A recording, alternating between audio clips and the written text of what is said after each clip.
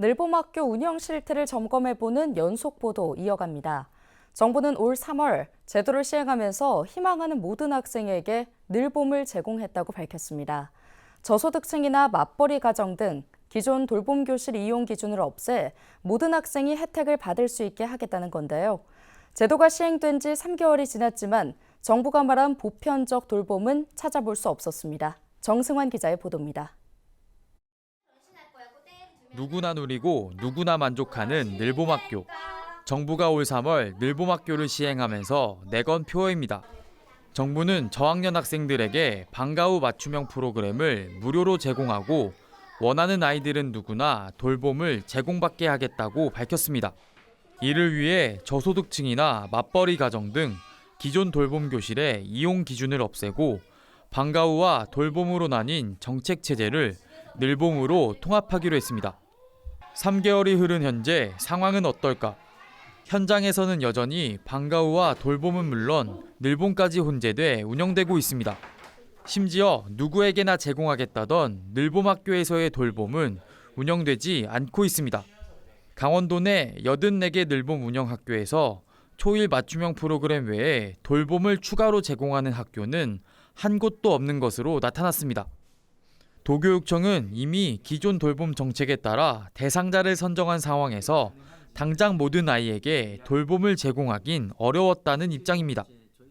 돌봄 수요는 보통은 이제 예비 소집할 때 이루어지고 있어요. 그렇기 때문에 이미 돌봄 교실에 들어간 아이들은 다 정해져 있는데 이 정책적으로 조금 늦게 늘봄에 대해서 나오고 거기에 따라서 이제 돌봄 대기 수요 아이들의 대상으로만 이제 맞춤형을 하다 보니까 늘봄학교 도입 시기가 늦은 탓에 일부 정책 지원이 불가피했다는 건데 언제쯤 모든 학생에게 돌봄을 제공할 수 있을지도 불투명합니다. 저희가 이렇게 하라고 강제적으로 얘기할 수도 없고 그런 부분에 대해서 학교의 여건이 또 다른 부분들이 있어서 시기적인 문제에 대해서는 좀 오래 놓쳤던 그 부분에 대해서는 내년도에는 좀 호전되지 않을까 그런 기대는 하고 있어요. 기대와 달리 돌봄은 제공되지 않다 보니 늘봄 교실 이용을 중단하는 사례도 늘고 있습니다. 정확히 숫자는 잘 모르겠는데 아무튼 처음보다는 아이들 숫자가 꽤 많이 줄어들었습니다. 갓 입학한 1학년에게 정규 수업 후 맞춤형 프로그램까지 이어지다 보니 아이들이 피로를 호소한다는 이야기도 나옵니다.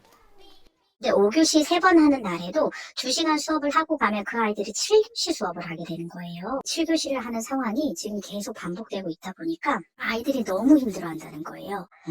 1학년 아이들이 입학하면서 제일 중요한 지점이 학교는 즐거운 곳, 오고 싶은 곳으로 만들어야 되는데 오기 싫은 곳으로 만드는 건 아닌가 하는.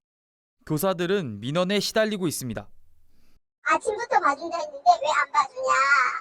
그래서 3월달은 굉장히 혼란이 많았죠. 그런 민원들이 있었어요. 강원도교육청은 2학기가 시작하기 전에 추가 수요를 조사해 돌봄을 확대하겠다고 밝혔습니다. 도내 84개 늘봄학교의 1학년 학생 수는 6,643명. 이 가운데 돌봄 교실에서 탈락한 372명이 돌봄 없는 늘봄학교에서 보살핌을 기다리고 있습니다. 헬로티비 뉴스 정승환입니다.